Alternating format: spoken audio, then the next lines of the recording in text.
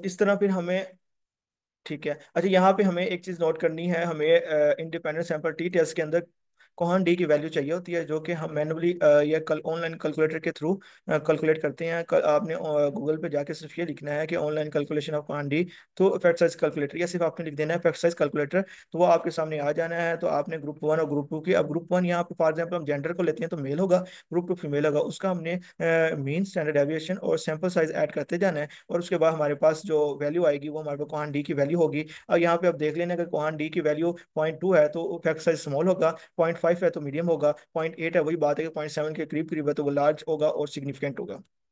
ये हमारे पास independent sample T test का टेबल बनेगा एपीए के अकॉर्डिंग, और ये हमें रिप्रेजेंट कर रहे हैं बॉक्सेस के हमें क्या क्या वैल्यूज चाहिए हमारे एसपीएसएस आउटपुट फाइल से, ताकि हम अपना एपीए टेबल बनाएं फिर उसकी इंटरप्रिटेशन कर सकें।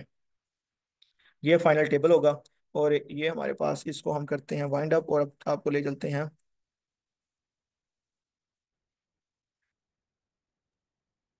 ठीक है sir, thank you so much. अब हम क्वेश्चन आंसर सेशन स्टार्ट कर सकते हैं। काफी क्वेश्चन चैट बॉक्स में ड्रॉप किए गए हैं, तो मैं वन बाय वन रीड करते जाती हूँ ताकि हम क्विक अ, से करना स्टार्ट जी जी, करें। मैं मुझे बल्कि 1 मिनट दें, मैं एसपीएसएस पे ले जाऊँ बच्चों को, ताकि वहाँ पे हम एसपीएसएस पे ये कोरिलेशन देख लें, या टी टेस्ट भी ऐड कर लें, या इसको रहने देते हैं। अगर तो हम करके देख सकते हैं एसपीएसएस पे तो अच्छी बात है और बेहतर अंडरस्टैंडिंग हो जाएगी। यहाँ बेसिक एक चीज ये भी है कि एनालिसिस बच्चों को समझ आ जाते हैं, लेकिन मेजर मसला बनता है इंटरप्रिटेशन में। ये कौन सी वैल्यू हमने पुट करनी है, अगर वैल्यू पुट कर देनी है तो उस चीज को हमने इंटरप्रेट कैसे करना है। तो थोड़ा सा आप उसको भी काइंडली एलाबोरेट करते हैं साथ साथ। जी मैं करता हूँ। ये हमारे पास एसपीएसएस का इंटरफेस आ गया, ये शो हो रहा है बच्चों को, स्टूडेंट्स को। जी जी, श्योर है। ठीक है, तो ये हमारे पास सबसे पहले हमने जाना है, क्यों नहीं जा रहा हूँ पर। अच्छा सर, कोरिलेशन में हमें ये भी क्लैरिफाई करते हैं कि क्या सिर्फ वेरिएबल्स का ही आपस में कोरिलेशन हम चेक कर रहे होते हैं, या समटाइम हम डेमोग्राफिक भी ऐड कर रहे होते हैं। क्योंकि हमारे पास ज्यादातर जो यहाँ पे जिन पार्टिसिपेंट ने ज्वाइन किया है वो बीएस बैकग्राउंड से हैं, तो उनको इतनी अंडरस्टैंडिंग इन चीज़ों की नहीं होगी, तो आप काइंडली इन चीज़ों को भी एलाबोरेट करते चलें। जी जी बिल्कुल, बड़ा अच्छा क्वेश्चन है। हम इसमें डेमोग्राफिक वेरिएबल्स भी ऐड कर सकते हैं, अगर हम अपना रिलेशन, अपना कोरिलेशन चेक करना चाह रहे हैं डेमोग्राफिक वेरिएबल्स का हमारे मेन जो वेरिएबल्स हैं उनके साथ। सम टाइम हम ये देखते हैं कि हमारे वेरिएबल्स जो मेन वेरिएबल्स होते हैं रिसर्च के, आया कि उनका कोई रिलेशन है जेंडर के साथ या एज के साथ या हमारे पास फैमिली सिस्टम के साथ, तो हम उनके साथ भी चेक कर लेते हैं। लेकिन मोस्ट ऑफ द केसेस हम यही रिकमेंड भी किया जाता है, या ज़्यादातर हम देखते हैं कि अकॉर्डिंग टू आवर जो थ्योरेटिकल बैकग्राउंड होता है हमारी रिसर्च का, उसके मुताबिक हमने डिसीजन लेना होता है कि हम उनको डेमोग्राफिक वेरिएबल्स को ऐड करें या ना करें इसमें। आई ओके, होप मतलब मैंने जी जी। अगर हमने हाइपोथेसिस में या रिसर्च क्वेश्चन में ये बात डाली हो कि हम अपने वेरिएबल्स के साथ डेमोग्राफिक का भी इफेक्ट चेक करना चाह रहे हैं, जैसे कि एज का चेक करना चाह रहे हैं, एजुकेशन का चेक करना चाह रहे हैं, तो उस केस में डेमोग्राफिक को हम रन करेंगे कोरिलेशन में, और दूसरे केस में नहीं करेंगे। जी जी बिल्कुल बिल्कुल, आपने ऐसे ही है ना, आपने हाइपोथेसिस में अगर इस चीज़ को बता दिया है कि जेंडर रिलेट कर रहा है हमारे वेरिएबल्स के साथ, ठीक है, तो फिर तो लाजमी है, फिर तो लाजमी हमें करना ही पड़ेगा कोरिलेशन में। अगर आपने नहीं उस चीज़ को ऐड किया तो फिर आपके पास ऑप्शन है कि आप कर लो या ना करो, वो फिर आप पे है। ठीक है sir, thank you so much. अच्छा, अब हम आ जाते हैं, जल्दी से टी टेस्ट को रन कर लेते हैं। टी टेस्ट हमारे पास आ गया यहाँ पे, one sample T test, compare means के अंदर हमने जाना है, इंडिपेंडेंट सैंपल टी टेस्ट के अंदर जाना है। अच्छा, यहाँ पे ना इधर चले गए हम, और यहाँ से हम अपने कोई भी दो वेरिएबल्स ले लेते हैं। फॉर एग्जाम्पल हम ये दो वेरिएबल्स ले रहे हैं, इनको हमने इधर मूव करवा दिया, और हम इसको चेक कर रहे हैं जेंडर के परस्पेक्टिव से। हमने ग्रुप डिफाइन कर दिया, 1 मेल और 2 फीमेल। ओके, फिर हमने ऑप्शंस पे आ गए, ऑप्शंस पे हमने इसको एज इट इज छोड़ दिया, और फैक्ट साइज ओके, हमने इसको ओके कर दिया। अब ये जैसे हमने देखा था वहाँ पे स्क्रीन शॉट्स के अंदर, यहाँ पे हमें जो जरूरत पड़ेगी वो मीन की, वो स्टैंडर्ड डेविएशंस की, और ये हमारा अगेंस्ट है मेल और फीमेल के। फिर इसमें हम इंडिपेंडेंट सैंपल टी टेस्ट पे आ गए। यहाँ पे हमने सबसे पहले टी वैल्यू देखनी होती है, और सिग्निफिकेंस लेवल देखना होता है, ये टू साइडेड पी की वैल्यू देखनी होती है। अगर ये हमारे पास लेस देन 0.05 है, लेस देन 0.5 है, तो इट मीन्स कि हमारा जो डिफरेंस है बिटवीन द मीन्स ऑफ हमारे जो ग्रुप है जेंडर के, दोनों ग्रुप मेल और फीमेल एटम्स हैं, तो उसमें फिर हमें क्लियर है कि दोनों का सिग्निफिकेंट है, तो हम उसको फिर एपीए के मुताबिक इंटरप्रिटेशन में ये बताते हैं, there is a significant difference between male and female related to this atom, for example impact of AI tools on your decision making efficiency. तो ये बन जाएगा कि मेल का जो इम्पैक्ट है एआई टूल्स यूज करने में डिसीजन मेकिंग के ऊपर, वो डिफरेंट है या वो ज्यादा है निस्बतन फीमेल से। तो हम इस तरह से इसको एक्सप्लेन कर देंगे एपीए के अंदर। बस ये चीजें मेरे ख्याल से हमने कर लिया सब। ये रिलायबिलिटी भी होगी, कोरिलेशन भी हो गया और टी टेस्ट भी हो गया। ये इस फाइल में सेव कर लेता हूँ, ये भी हम मजीद शेयर कर देंगे स्टूडेंट्स के साथ, आके वो इसको गो थ्रू कर लें। हमारे पास ये डेटा फाइल है, ये भी हो जाएगा। बाकी रह जाता है हमारे पास स्लाइड्स, और स्लाइड्स में आ जाता है हमारे पास ये लास्ट था। अच्छा, अब ये नेक्स्ट एनालिसिस है, अनोवा, रिग्रेशन, मीडिएशन, मॉडरेशन। ये हम करेंगे नेक्स्ट वेबिनार या वर्कशॉप रखेंगे इन पे, ताकि हम मजीद इनको एलेबोरेट करें, क्योंकि अभी ये मजीद इनमें अच्छा खासा टाइम लग जाना है। तो ये हमें इसके लिए 2 घंटे और चाहिए, तो ये नेक्स्ट इंशाल्लाह वेबिनार में कवर करेंगे। बाकी ये मेरी तरफ से था कश्फ खुदी के लिए। थैंक यू है, मेरा स्पेशल थैंक्स कश्फ खुदी के लिए कि उन्होंने मुझे मौका दिया।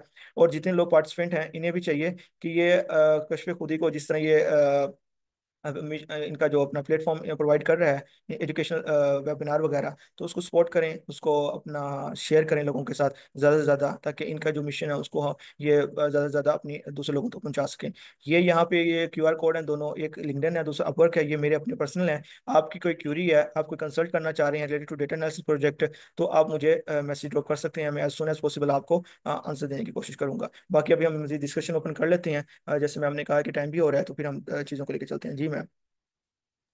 ठीक है, हमारा जो पहला क्वेश्चन है वो इस चीज से रेलिवेंट था कि जो आपका सैम्पलिंग मेथड होता है, जैसे आपने अभी हमें रिसेंटली दो चीजों के बारे में बताया कि एक प्रोबेबिलिटी सैम्पलिंग होती है, एक नॉन प्रोबेबिलिटी होती है, तो उसके अंदर भी फर्दर आपने हमें टाइप्स बताई।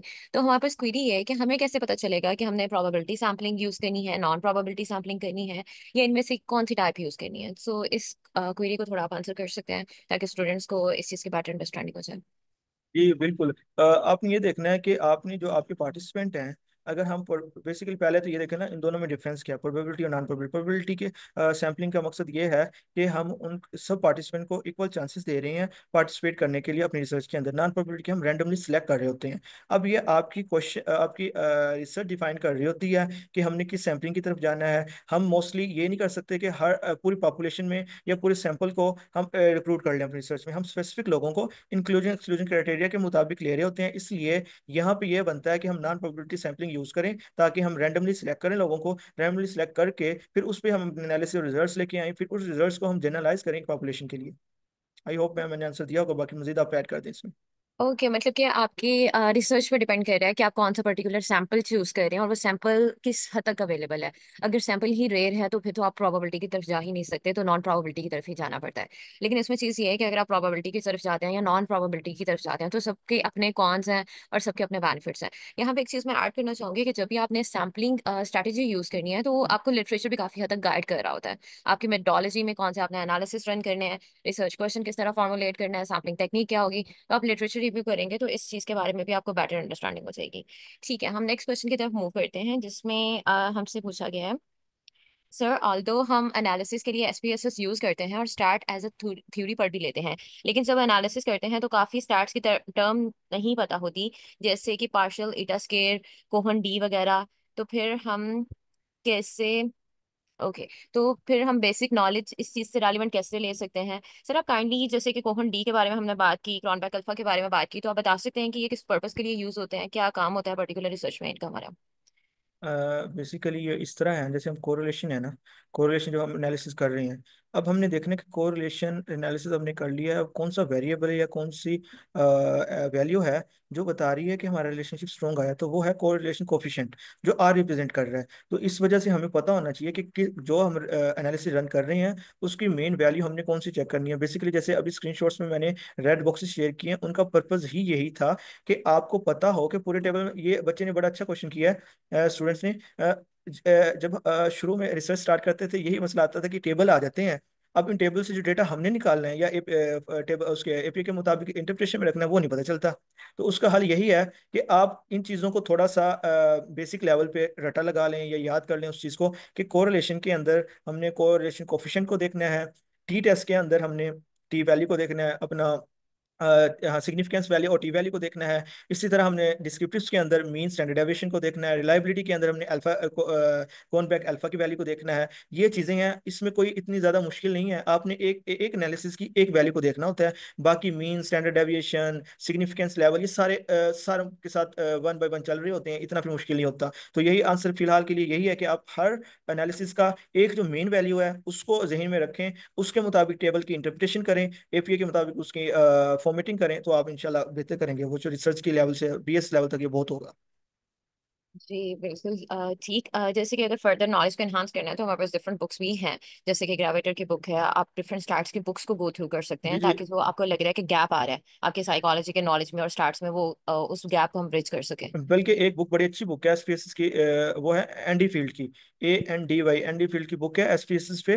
वो बेसिकली आपको practical hand on experiences basis पे ना बता रहे होते हैं कि कोरिलेशन रन कैसे किया है हमने। जिस तरह भी स्क्रीनशॉट शेयर किए गए हैं वेबिनार के अंदर, सेम इसी तरह उन्होंने शेयर किए हुए हैं। तो वो बड़ा फायदेमंद होगी, बच्चे देख लें उसको, स्टूडेंट्स।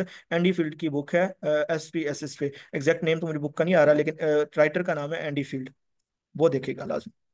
ठीक है sir, thank you so much. इसके बाद हमारे पास जो नेक्स्ट क्वेरी है, जैसे आपने बताया था कि गूगल फॉर्म हम जनरेट करते हैं, वो पार्टिसिपेंट से हम फिल भी करवा लेते हैं।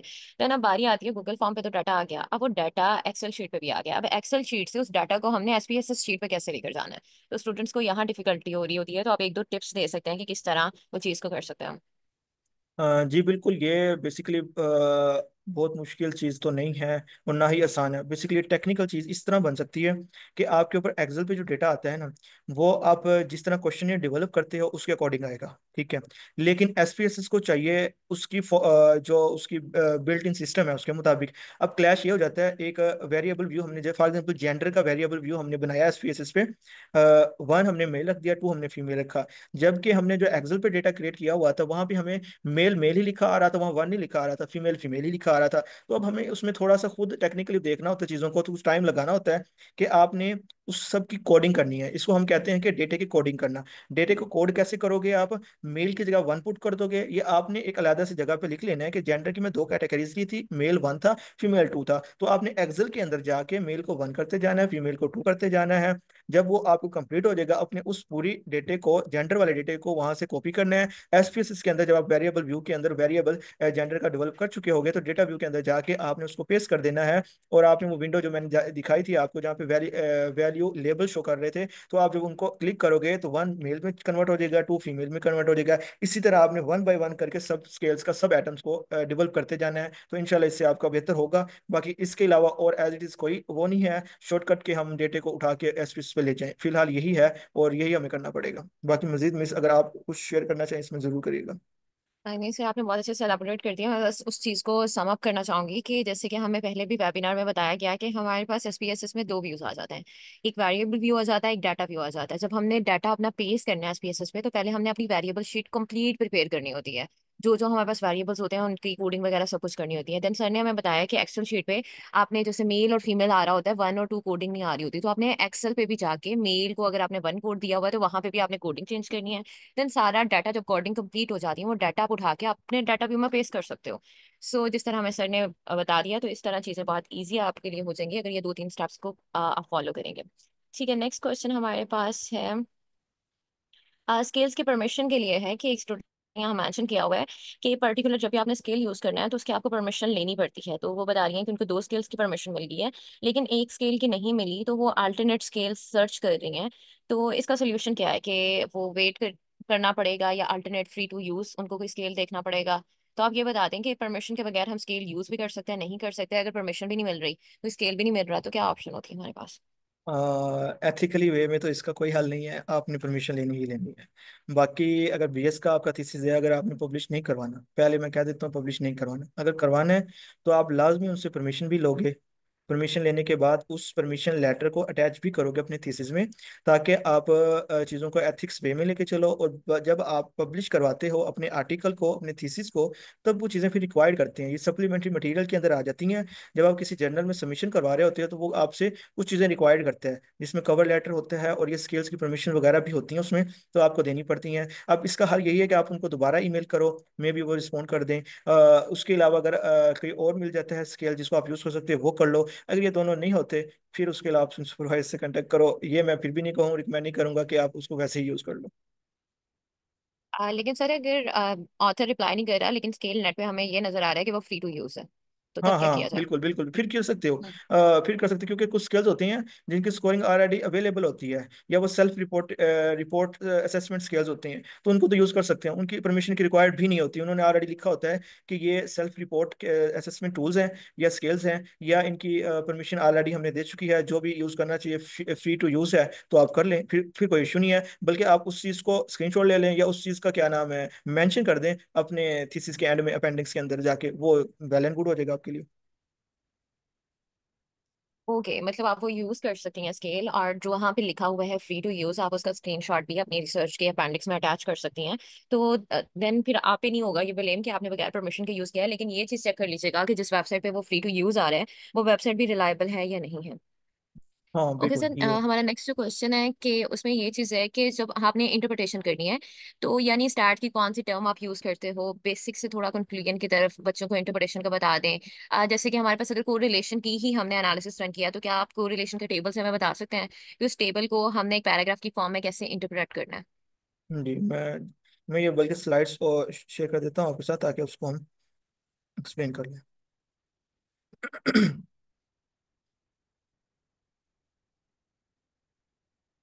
जी ये स्क्रीन शेयर हो गई है, और जी आ गया हमारे पास। अच्छा ये आ गया हमारे पास कोरिलेशन का टेबल। ठीक है, अब ये कोरिलेशन का टेबल है हमारे पास, हमने इसमें नंबर ऑफ पार्टिसिपेंट एन से रिप्रेजेंट कर दिया, मीन को बता दिया, स्टैंडर्ड डेविएशन को, और फिर आगे हमने वेरिएबल्स को बताया अपना कोफिशिएंट कोरिलेशन वैल्यूज के साथ। ठीक है, अब हमने सबसे पहले तो यही बताना होता है कि टेबल क्या शो कर रहा है। जैसे यहाँ पे बताया कि टेबल वन रिवील दैट के वेरिएबल वन जो भी आपका होगा वो सिग्निफिकेंट पॉजिटिव कोरिलेशन रखता है विद वेरिएबल टू के साथ। ठीक है, तो अब जहाँ पे मैं आपको ये चीज़ें स्किप कर रहा हूँ, यहाँ वेरिएबल बोल रहा हूँ, वहाँ पे आपने अपना वेरिएबल पुट कर देना है। अब यहाँ पे आपने करना है कि table one show that describe that. ठीक है, लेकिन ये चीज़ याद रखनी है, आपने यूज इसको पास्ट सेंटेंस में ही करना है। ये बेसिकली इस चीज़ के ऊपर, रिसर्च थीसिस के ऊपर, ये जो हम एआई टूल्स वाली आपसे वेबिनार या वर्कशॉप कंडक्ट करेंगे उसमें भी ये बताएंगे कि इंट्रोडक्शन जो है वो किस सेंटेंस में लिखना होता है, आपने लिटरेचर रिव्यू किस सेंटेंस में लिखना होता है, सेंटेंस से मतलब टेंस यूज करने होते हैं कि किस टेंस में यूज करना होता है, आपने मेथडोलॉजी किस टेंस में यूज करना है, फिर आपने बाकी चीज़ें किस तरह वन बाय वन ऐड करनी है, और डिस्कशन और कंक्लूजन ये बड़ी ज़रूरी होती है। क्योंकि बीएस लेवल पे मैं खुद भी ये गलतियां करता था, मोस्टली स्टूडेंट यही गलतियां करते हैं कि वो ना प्रॉपर टेंसेस फॉर्म भी यूज नहीं कर रहे होते अपनी रिसर्च के अंदर, जो कि बड़ा अजीब लगता है कि आप इस लेवल पे आ गए और आपको टेंस की समझ नहीं है अभी तक राइटिंग में। अच्छा यहाँ पे आगे कि table one reveal that variable one significant positive correlation. अब ये हमने क्यों लिखा है, क्योंकि हमारे पास वैल्यू जो है वो ऑलरेडी सिग्निफिकेंट है विद सेकंड वेरिएबल के साथ जो रिप्रेजेंट कर रहा है 1.16 with one historic. One historic का मतलब हमने ऑलरेडी बता दिया है कि अगर आपकी वैल्यू 0.5 से कम है तो आप वन हिस्टेरिक ऐड करते हो। फिर आगे हमने उस आर को रिप्रेजेंट किया, आर हमारे पास कोरिलेशन कोफिशिएंट है, इक्वल डाल के हमने जो वैल्यू पुट करनी होती है, वो जो वैल्यू आपकी आएगी दो वेरिएबल्स के दरमियान वो पुट करोगे आप। और फिर अगर आपने यहाँ पे सिग्निफिकेंस लेवल आपको 0.5 से कम है तो एक स्टैटिक ऐड करोगे। अगर आपने यहाँ जैसे कि हमने यहाँ पे 0.44 वाली वैल्यू के साथ, ये हम कह सकते हैं कि थर्ड जो हमारा वेरिएबल इंफॉर्मेशन सीकिंग वाला, उसका सेकंड वेरिएबल्स के साथ जो कि turning to social religion source है, तो वहाँ पे स्ट्रॉन्ग पॉजिटिव कोरिलेशन उसके साथ भी है, लेकिन उसकी जो सिग्निफिकेंस वैल्यू है वो 0.001 है। तो ये इस तरह सिंपल सा बता देना है। अब हम क्या करते हैं इसमें मजीद एक्सप्लेन करने शुरू कर देते हैं इसको कि अब ऐड यहाँ पे दो लाइनें और भी हम कर सकते हैं कि पॉजिटिव कोरिलेशन है, इट मींस कि अगर हमारे पास वेरिएबल वन बढ़ रहा है तो वेरिएबल टू भी इंक्रीज होता जाएगा। अब वो इंक्रीज हो रहा है तो इसका मतलब ये है कि लोगों में जो है प्री ऑपरेटिव एंजाइटी बढ़ेगी, और इस तरह ये बेसिकली चीजें डिस्कशन की हैं, आपने यहाँ नहीं ऐड करनी। जब हम यहाँ ऐड करते हैं, एक चीज और याद कर लें कि आप जब आर्टिकल पब्लिश करवा रहे होते हो ना, आपकी तीन चीजें देखी जाती हैं कि आपने डिस्कशन पे कितना काम किया, आपने मेथडोलॉजी कितनी कम की है। ये नहीं होता कि मेथडोलॉजी में हमने कितने टेबल और कितने लंबे लिख दिए, नहीं, आपने कौन से एनालिसिस रन किए हैं उनको कितना अपना ब्रीफली एक्सप्लेन किया है, मैक्सिमम नहीं ब्रीफली एक्सप्लेन किया है, डिस्कशन को कितना मैक्सिमम एक्सप्लेन किया है, और थर्ड चीज जो है वह कितना ज्यादा अच्छा लिटरेचर रिव्यू लिखा है। बाकी आपका इंट्रोडक्शन, आपका कंक्लूजन, आपका मेथडोलॉजी, ये कोई 20 to 30% काउंट होते हैं। बाकी जो तीन मेन चैप्टर हैं लिटरेचर रिव्यू के, अपना डिस्कशन के, और हमारे पास कह लें कि ये अपना ये दो जो है ये 80% काउंट होंगे आपके पास, ठीक है। जी मैम, मैं होपफुली मैंने एक्सप्लेन किया, बाकी अगर आप कुछ ऐड करना चाहें तो लाजमी करिएगा। ठीक है, सर ने हमें काफी डिटेल में बता दिया कि पहली चीज तो जब हम इंटरप्रिटेशन कर रहे हैं तो पास्ट टेंस की तरफ हमने जाना है। दूसरी मेजर चीज जो सर ने हमें कम्युनिकेट की है कि जब कोरिलेशन की हम बात कर रहे हैं तो हमने ब्रीफली एक्सप्लेन करना है, और यहाँ पे दो चीजें मेजर आ जाएंगी। एक तो आपकी वो वैल्यू सिग्निफिकेंट है, जैसे मेरे पास एक वेरिएबल एक्स है और दूसरा वेरिएबल मेरे पास वाई है, तो क्या एक्स और वाई के दरमियान जो कोरिलेशन है वो सिग्निफिकेंट है या नहीं है। सिग्निफिकेंट तभी होगा जब उसकी वैल्यू 0.05 से कम होगी। पहली चीज, अगर सिग्निफिकेंट आ गया तो आया वो कोरिलेशन पॉजिटिव है या नेगेटिव है। पॉजिटिव है तो मतलब दोनों के दरमियान, सर ने अभी हमें एक्सप्लेन किया कि डायरेक्ट रिलेशनशिप है। अगर वेरिएबल एक्स बढ़ रहा है तो वाई भी बढ़ेगा। अगर नेगेटिव है तो एक बढ़ रहा है तो दूसरा कम हो रहा है। तो आपने रिजल्ट में सिंपल ये बताना होता है कि वेरिएबल एक्स और वाई के दरमियान सिग्निफिकेंट रिलेशनशिप है। अब वो सिग्निफिकेंट पॉजिटिव है या नेगेटिव है, सिर्फ आपने ये वहां पे एक्सप्लेन कर देना है। जितने वेरिएबल है या आपने जो सब वेरिएबल भी ऐड किए होते हैं उनका भी इस तरह रिलेशनशिप बता देना होता है आपने। तो जब ये आपने किसी टेबल को नरेट करना है तो वहां सिग्निफिकेंस की वैल्यू बहुत इंपॉर्टेंट होती है। जब वो सिग्निफिकेंट होगा तभी हम उसे नरेट कर रहे हैं, नहीं तो नहीं कर रहे। अच्छा, यहाँ हमारे पास नेक्स्ट क्वेरी है, कोरिलेशन में हम स्लोप को क्यों लेकर चलते हैं। काइंडली आप इस क्वेश्चन को क्लियर करते हैं कि आपका स्लोप से क्या मुराद है, देन नहीं हम वो, इसको आंसर कर जी देते जी, मेरे जहन में आ रहा है, स्लोप को किससे हैं। बताना चाह रहे हैं। बेसिकली कोरिलेशन हमें स्ट्रेंथ दे रहा होता है कि आया कि हमारा रिलेशन कितना स्ट्रोंग है और किस डायरेक्शन में है। बेसिकली स्लोप से मुराद उनका डायरेक्शन है। हम देखते हैं टेबल्स के अंदर, अब कोरिलेशन का हमें मजीद अगर हम ग्राफिकली रिप्रेजेंटेशन करना चाहें, तो अगर हमारा पॉजिटिव कोरिलेशन है तो स्लोप जो हमारी बनती है वो एक्स वाई के बिल्कुल 45 एंगल पे बनेगी, ठीक है। हमने एक्स और वाई लिया हॉरिजेंटली और वर्टिकली, और 45 के एंगल पे पॉजिटिव कोरिलेशन को रिप्रेजेंट करेगी। अगर हम इसी को लेके चले नेगेटिव डायरेक्शन के अंदर, तो ये हम एक्स वाई हम इसको ग्राफ बनाएंगे, और ये जो हमारी स्लोप जो है ये बिल्कुल ही ऑपोजिट डायरेक्शन में आएगी। मैं अभी आपको एक मिनट गूगल से शेयर करता हूँ ताकि ये बच्चों को समझ आ जाए, स्टूडेंट्स को ये आ जाए। स्लोप्स ऑफ कोरिलेशन अगर आप ये भी लिखेंगे तो आपके सामने आ जानी है वो, तो आप इसको देख सकते हैं। जी ये आ गया।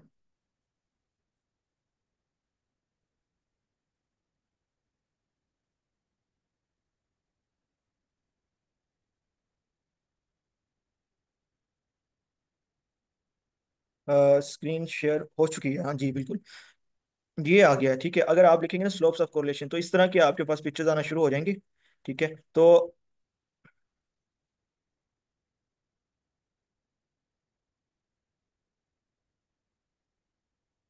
स्क्रीन शेयर हो रही है मेरी? जी सर, हमें विजिबल है आपकी स्क्रीन। ठीक है, ठीक है। तो ये हाँ इस तरह की स्क्रीन अपना स्लोप्स आना शुरू हो जाती हैं।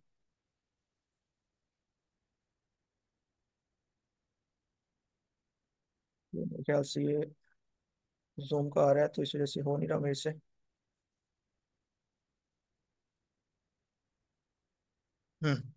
जी ये आ गया। ये देखें, ये बड़ा अच्छा इन्होंने एक्सप्लेन किया हुआ है, स्ट्रॉन्ग पॉजिटिव कोरिलेशन। इसको हम ओपन कर लें, ये हम, ठीक है। तो ये इस तरह की स्लोप है, ये वाई एक्स, और ये हमारे पॉजिटिव स्लोप आ गई है। अगर ये वीक होता जाएगा तो हमारे पास स्लोप मूव करेगी अपवर्ड टू वाई की तरफ करती जाएगी। और ये जैसे नेगेटिव स्ट्रॉन्ग कोरिलेशन है तो ये स्लोप इस तरह बिल्कुल ही ऑपोजिट डायरेक्शन में बनना शुरू हो जाएगी। और अगर हमारे पास कोई रिलेशन नहीं है और डिस्पर्स है डेटा हमारा, तो इस तरह की स्लोप बनेगी जिसको हम कहेंगे नो नो कोरिलेशन, ठीक है।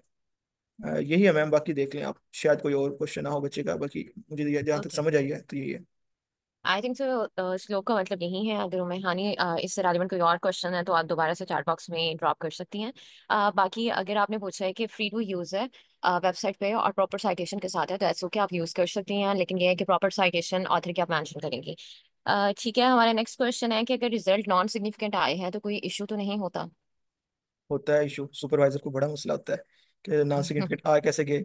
तो वो उनका पहला हल जो होता है वो ये कहता है डेटा इंक्रीज कर लो। तो आपने पहला जो उसका हल है वो डेटा इंक्रीज करना होता है ताकि आपके सिग्निफिकेंट रिजल्ट को हम ठीक करें। दूसरा जो चीज़ है वो डेटे को आपने थोड़ा सा छेड़खानी लेनी होती है कि ताकि डेटे को आप लेके जाएं सिग्निफिकेंस की तरफ। लेकिन बेस्ट जो वे इसका यही है कि आप डेटे को इंक्रीज करो और रिजल्ट्स को सिग्निफिकेंट बनाओ। ये बात वहीं आ जाती है कि हमारे इंस्टीट्यूट से एक्सेप्ट ही हमारी वो रिसर्च करते हैं जो सिग्निफिकेंट है, और नॉन सिग्निफिकेंट को वो एक्सेप्ट नहीं करते। उसकी वजह ये भी है कि सम टाइम हम भी लैग कर रहे होते हैं चीज़ों के अंदर के, प्रॉपर हम कंडक्ट नहीं कर रहे रिसर्च। सम टाइम वो चीज़ें हम प्रॉपर वे में करते हैं और वो नेगेटिव आती हैं, कुछ सुपरवाइजर उसको एक्सेप्ट कर भी लेते हैं। ये डिपेंड करता है आपके सुपरवाइजर पे किस तरह का वो आपको लेके चलता है चीज़ों को। पाकिस्तान में ये प्रॉब्लम है, नहीं तो इंटरनेशनली अगर नॉन सिग्निफिकेंट भी चीज़ आती है तो उसको एक्सेप्ट किया जाता है कि ठीक है, अगर नॉन सिग्निफिकेंट आ गया तो वो भी लिटरेचर में चीज़ ऐड कर रहा है। जी जी ओके। बिल्कुल। ओके, नेक्स्ट हमारा क्वेश्चन है कि अगर आपकी जो वैल्यूज हम कोरिलेशन की बात कर रहे हैं या पीछे वैल्यूज की बात कर रहे हैं, अगर वही नॉन सिग्निफिकेंट आ जाती हैं, देन इसका क्या मतलब है या क्या करना है इस फॉर्म में? हाँ, इसका मतलब ये है कि हमारा जो वेरिएबल्स है उनका आपस में कोई रिलेशन नहीं है। तो आप ये सिंपली कोट कर देना है कि इनका कोई रिलेशन नहीं आया। नेक्स्ट जो है, मैं मजीद वेरिएबल्स को आइडेंटिफाई करता हूँ, उनको मजीद रिसर्च को कंडक्ट करना चाहूँगा उसके ऊपर। एक तरीका ये है। दूसरा तरीका वही सेम चीज़ है, आप डेटा को इंक्रीज कर लो, क्योंकि जैसे आप डेटा इंक्रीज करते हो आपके पास सिग्निफिकेंस, बेसिकली आउटलायर्स होती हैं डेटा के अंदर ना। डेटा के अंदर कुछ मिसिंग वैल्यूज होती हैं, डेटा के अंदर कुछ मिसलीडिंग वैल्यूज होती हैं। हमने उसको रिमूव करना होता है। डेटा इंक्रीज करने से वो चीज़ें कम हो जाती हैं और हमारी सिग्निफिकेंस लेवल बढ़ना शुरू हो जाती है। मेन पर्पज यही होता है। अगर फिर भी ये चीज़ें ना आए, फिर भी नॉन सिग्निफिकेंट आ रहा है आपका रिजल्ट, तो फिर उसको एज इट इज़ आपने कोड करना होता है। आप कोड कर दें, सुपरवाइजर के साथ डिस्कस कर लें। Okay, thank you sir. इसके बाद हमारी जो नेक्स्ट क्वेरी है वो इस चीज़ से रेलिवेंट है कि अगर हम कोरिलेशन रन कर रहे हैं तो उसमें हमारे एक वेरिएबल पर्सनालिटी से रेलिवेंट है। अब उस एक वेरिएबल के अंदर 5 सब वेरिएबल भी है, उसके सब स्केल्स हैं, मतलब कि 5 पर्सनालिटी की 5 ट्रेट उस एक वेरिएबल के सब स्केल्स हैं। सो जब हमने कोरिलेशन रन करना है, क्या मेन जो वेरिएबल हमने कंप्यूट किया हुआ है उस पर रन करना है या सब स्केल्स को भी हमने इनकॉर्पोरेट करना है कोरिलेशन में?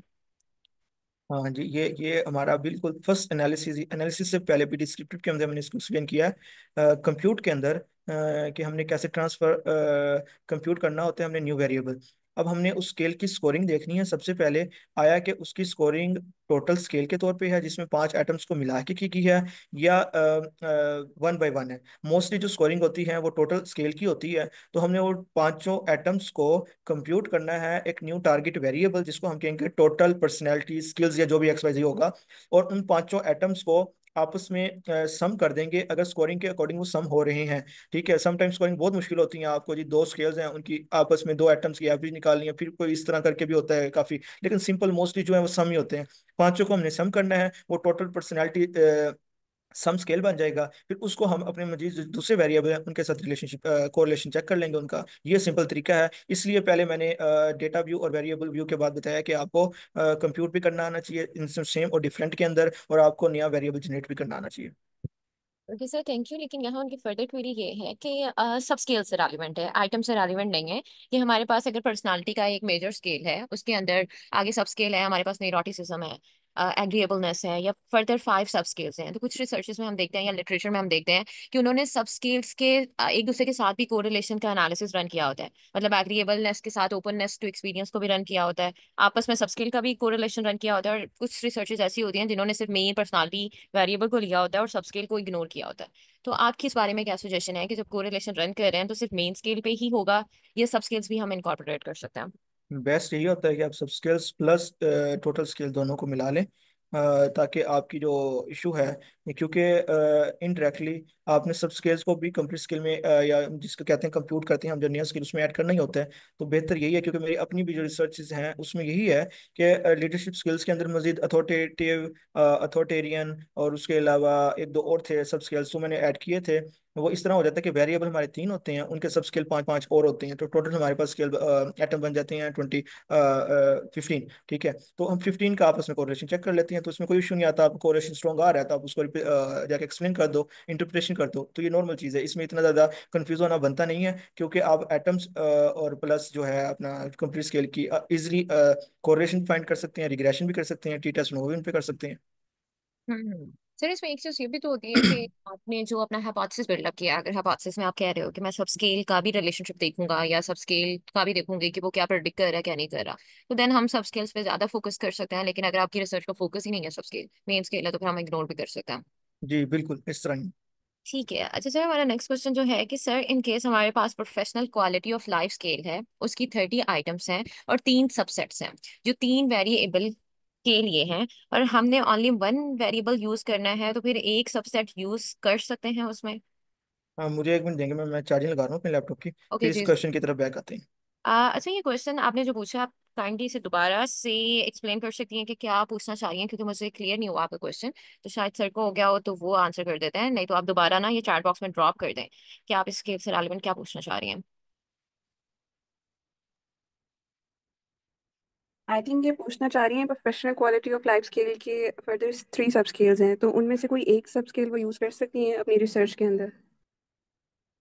ये तो डिपेंड करता है ना कि अगर आपने हाइपोथेसिस में ये चीज कही है कि एक पर्टिकुलर सब स्केल पे आपने फोकस करना है। जैसे अभी मैं रिसेंट एक प्रोजेक्ट कर रही हूँ, तो मैंने एक पर्टिकुलर स्केल उसके लिए लिया है और उसके अंदर 4-5 सब स्केल्स हैं। तो मैं उन 4-5 सब स्केल्स को यूज ही नहीं कर रही, क्योंकि मैंने सिर्फ हाइपोथेसिस में एक सब स्केल को मेंशन किया है।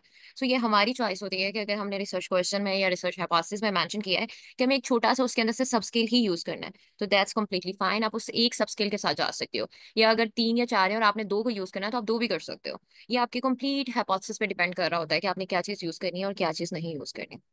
बाकी सर आते हैं तो वो फर्दर इस चीज को एलाबोरेट कर देते हैं।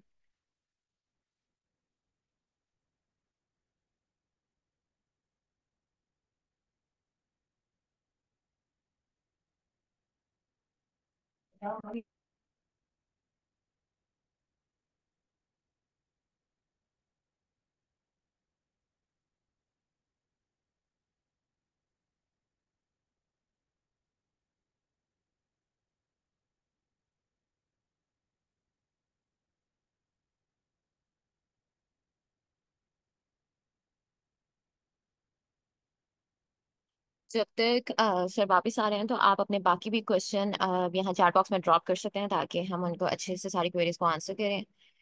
कोई क्वेरी किसी की लाइफ ना हो जाए।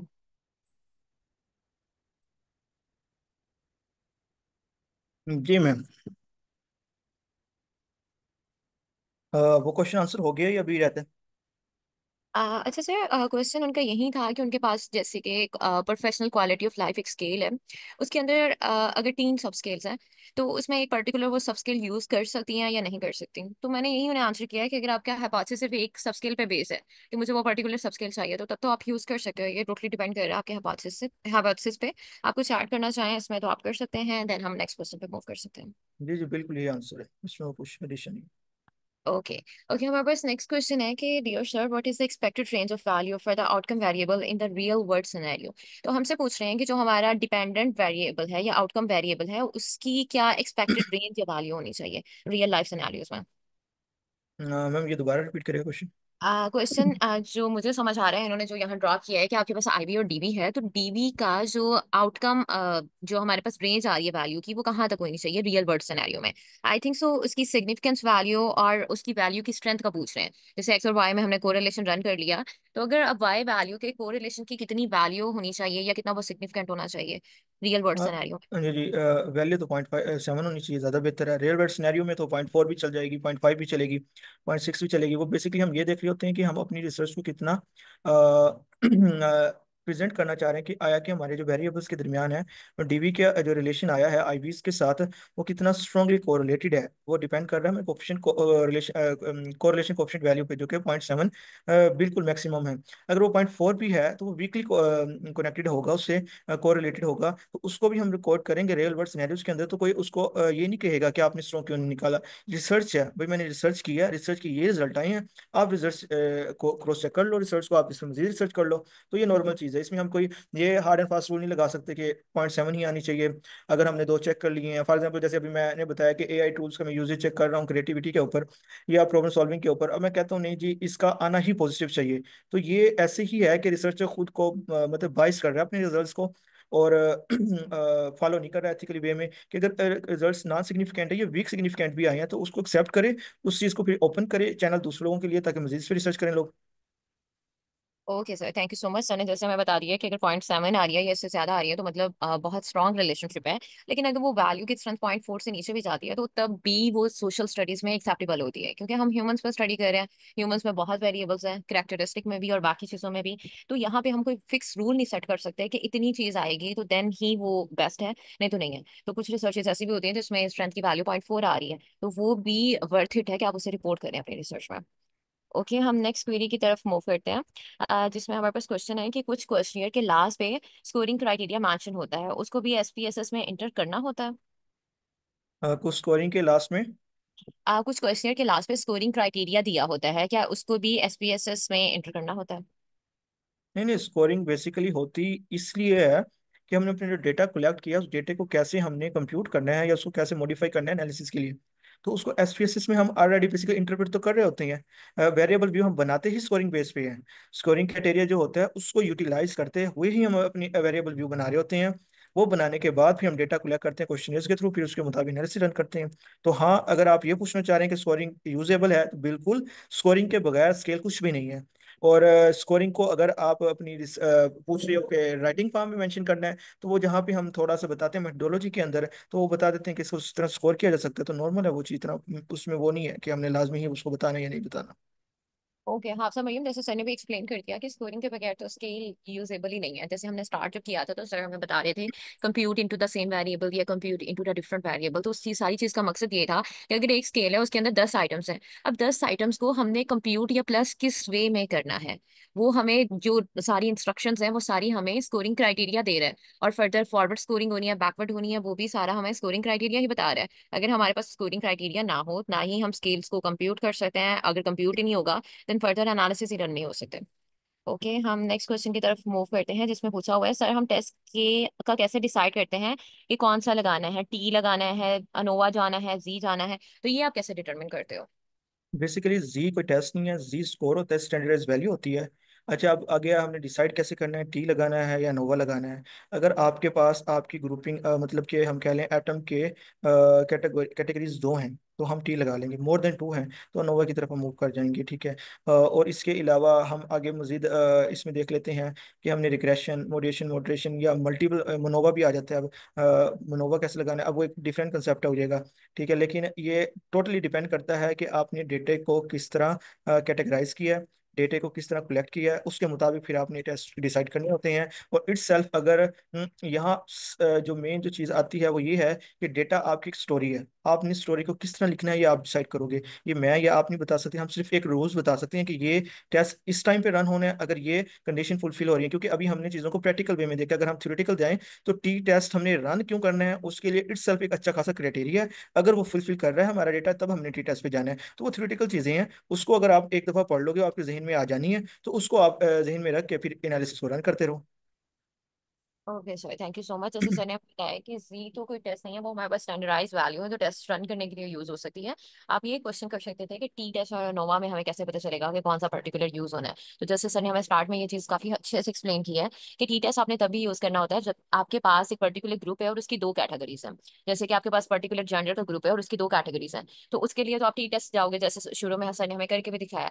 लेकिन अगर आपके पास एजुकेशनल बैकग्राउंड की 4 या 5 कैटेगरीज आ रही हैं और उसको आप अपने मेन वेरिएबल्स के साथ चेक करना चाह रहे हो, तो देन हम अनोवा की तरफ जाते हैं जब हमारे पास आपकी ग्रुपिंग वेरिएबल की कैटेगरीज 2 से ऊपर होती जाती हैं।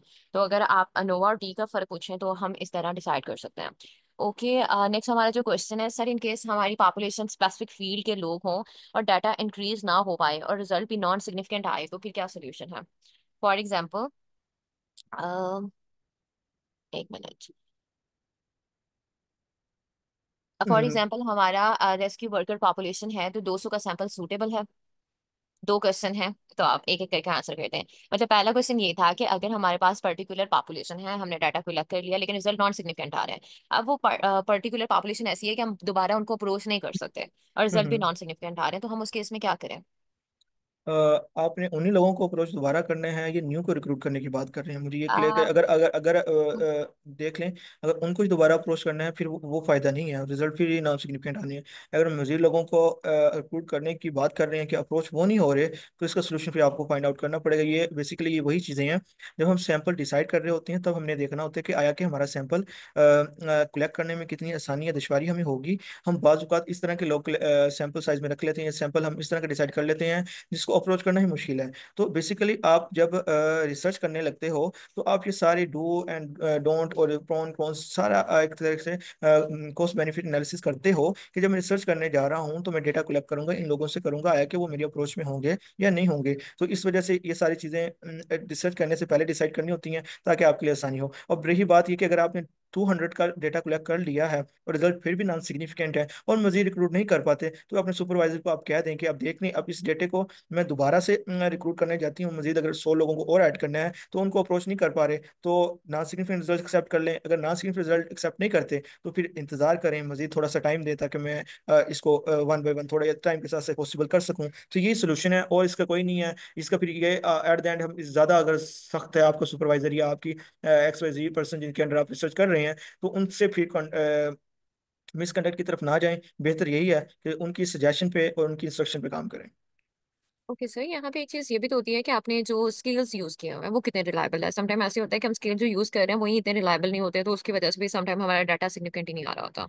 बिल्कुल बिल्कुल एक्सीलेंट पॉइंट है। हम सम टाइम वही बात वो आ जाती है कि हम जब रिसर्च कर रहे होते हैं तो हम चीज़ों को इजी वे में लेके जा रहे होते हैं कि हाँ ठीक है ये सिंपल है, ठीक है ये कर लेंगे, ये स्केल है ये कर लेंगे। हम उस चीज़ को इस वे में एनालाइज ही नहीं कर रहे होते कि अगर हम अब इस चीज़ को ये फाउंडेशन बना रहे हैं तो एट द एंड बिल्डिंग हमारी इस तरह की बनेगी। वो हम जब बिल्डिंग की आखिर में पहुंच जाते हैं तो हमें पता लगता है फाउंडेशन खराब है, तो फिर मसले आना शुरू हो हम्म, जाते हैं।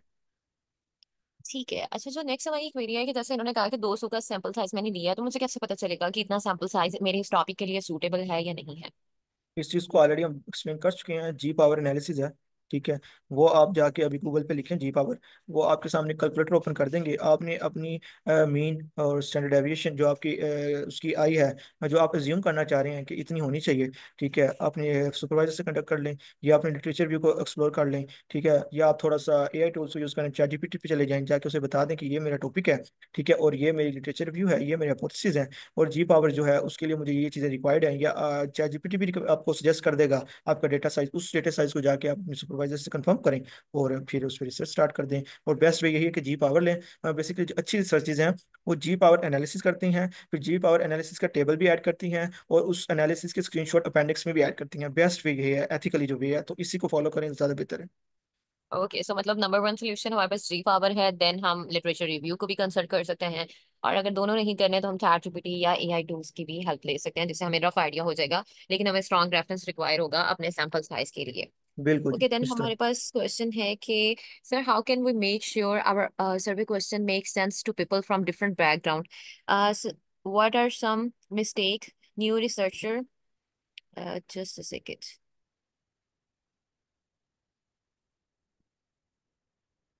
New research question are generally getting the answer who wants to study. अच्छा सर, पहले तो आप हमें यही आंसर कर दें कि हम कैसे ये मेक श्योर कर सकते हैं कि हमारा जो रिसर्च क्वेश्चन है कि वो मल्टीपल अगर बैकग्राउंड है डिफरेंट, जैसे रूरल बैकग्राउंड से भी है और अर्बन से भी है, डिफरेंट एजुकेशन बैकग्राउंड वाले लोग हैं, तो सबके लिए इजी टू अंडरस्टैंड है, तो इसको हम कैसे चेक कर सकते हैं।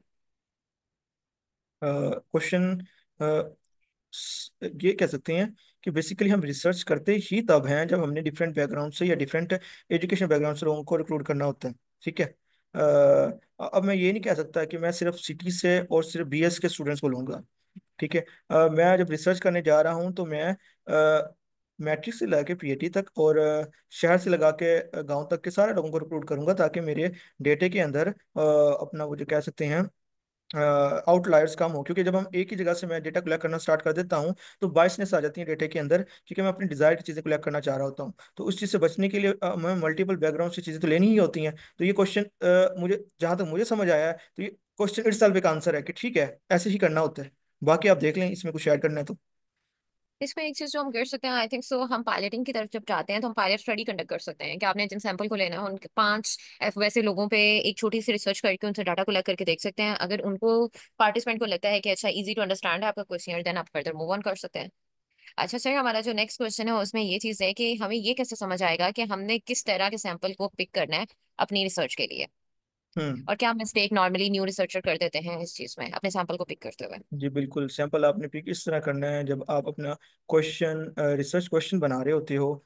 जैसे मैंने पहले एक्सप्लेन किया था कि आप ना बेसिकली हम रिसर्च जब करने लगते हैं ना, हम देखते हैं हमारे सुपरवाइजर ने क्या कहा है, हमारे कोलीग क्या कहे हैं।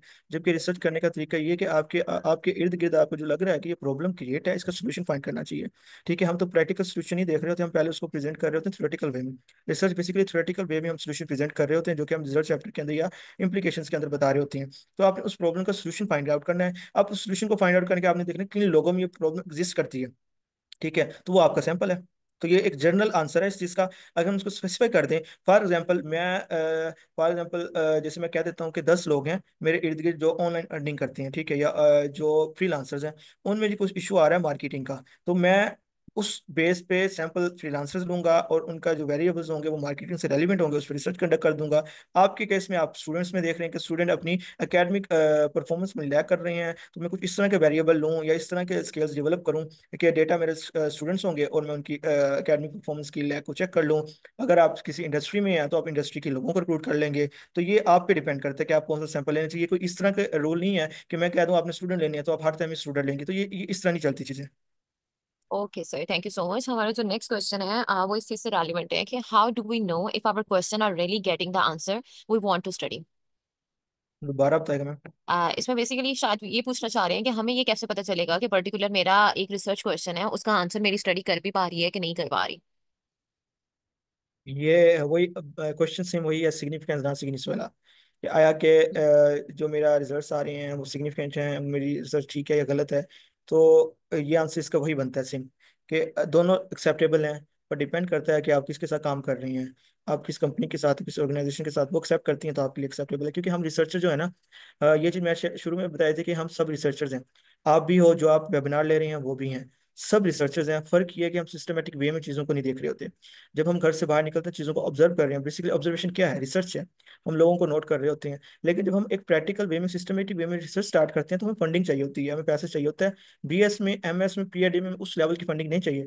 जब हम एक अच्छी ऑर्गेनाइजेशन के साथ या बड़े लेवल पे जब हम जाके रिसर्च करते हैं हमें फंडिंग चाहिए। जब हम फंडिंग लेते हैं तो हम बॉन्ड होते हैं उस फंडिंग ऑर्गेनाइजेशन या उस कंपनी के थ्रू कि उन्हें अब हमने डिजायरेबल रिजल्ट्स भी देने हैं। तो वहां फिर कुछ इशू आना स्टार्ट हो जाते हैं। ओके, सो फर्दर आप इस बारे में ये भी कर सकते हैं कि पर्टिकुलर आपने एक रिसर्च क्वेश्चन फॉर्मुलेट कर लिया, रिसर्च क्वेश्चन के बेस पे आपने हाइपोथेसिस दे दिया। अब हाइपोथेसिस को मेजर करने के लिए आप कौन से पर्टिकुलर क्वेश्चनियर या स्केल यूज कर रहे हो। जितने रिलायबल और जितने रेलिवेंट क्वेश्चनियर और स्केल आप यूज करोगे उतने अच्छे से आपकी रिसर्च उस क्वेश्चन को कैटर करेगी जो आपका मेन पर्पस है। तो समटाइम ये भी होता है कि हमारा रिसर्च क्वेश्चन कुछ होता है और हम जो मेजर करने के लिए स्केल यूज कर रहे होते हैं वो डिफरेंट होता है। तो रिसर्च का क्वेश्चन और है, हमारा जो आउटकम आ रही है वो डिफरेंट आ रही है। तो यहाँ थोड़ा सा गैप आ जाता है, तो शायद इसको अगर व्यू कर लिया जाए सर के सजेशन के साथ तो ज्यादा बेहतर हो सकता है। अच्छा सर, हमारे पास नेक्स्ट क्वेश्चन है कि हम अपने ऑब्जेक्टिव और हाइपोथेसिस के अकॉर्डिंग टेस्ट रन करवाते हैं एसपीएसएस में। हाँ जी बिल्कुल। ठीक है। और उसके बाद हमारे पास 5 पॉइंट और 7 पॉइंट लिकर्ट स्केल है। अगर हम 5 पॉइंट लिकर्ट स्केल यूज करते हैं कोई इशू तो नहीं है। नहीं बिल्कुल नहीं, आप चाहे वो 7 पॉइंट हो, 5 पॉइंट हो, 3 पॉइंट हो, आपको इससे मसला नहीं होना चाहिए। आपने डेटा कलेक्ट किया, उसको क्लीन अच्छा किया है, उसमें आउटलायर्स फाइंड आउट कर लिए हैं, आपने एनालिसिस किए हैं, आपके रिजल्ट सिग्निफिकेंट आ गए हैं, मोर यही चाहिए हमें और कुछ भी नहीं। बिल्कुल। अगर आप 5 पॉइंट कर रहे हो, 7 पॉइंट कर रहे हो, वो आपकी चॉइस में नहीं है कि आप स्केल वहां जनरेट कर रहे हो। स्केल जनरेट किया हुआ है, स्कोरिंग गाइडलाइन वहां मौजूद है, आपके पास 5 है या 7 है, उसको कंप्यूट कैसे करना है वो स्कोरिंग क्राइटेरिया आपको ऑलरेडी बता रहा है, तो इसमें कोई मसला नहीं है कि 7 है, 5 है या इससे कम है या ज्यादा। ठीक है।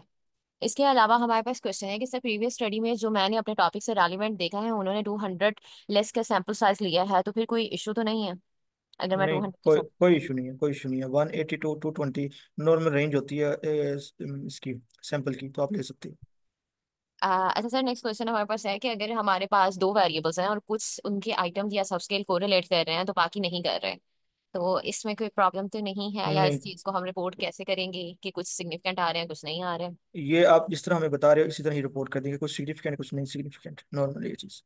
तो जो नॉन सिग्निफिकेंट अगर आपके आ रहे हैं तो आपने फर्दर जो डिस्कशन होती है ना उसमें जाके सपोर्ट करना होता है।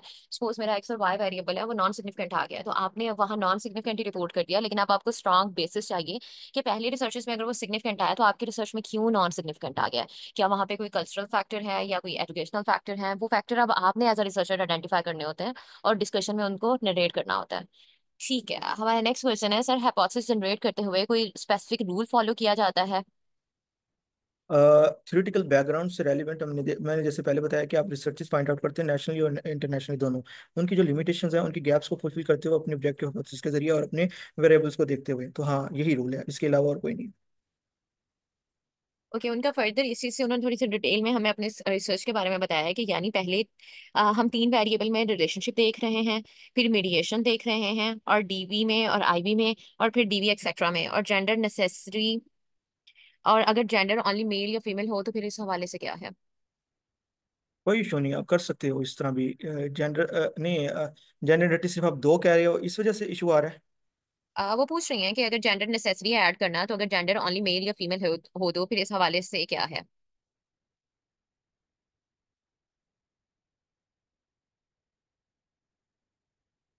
ओके सर, शायद हमारे साथ अभी अवेलेबल नहीं है इंटरनेट की वजह से, तो मैं इस क्वेरी को फर्दर आंसर कर देती हूँ। तो इन्होंने यहाँ मेंशन किया है कि हाइपोथेसिस जनरेट कैसे करना है।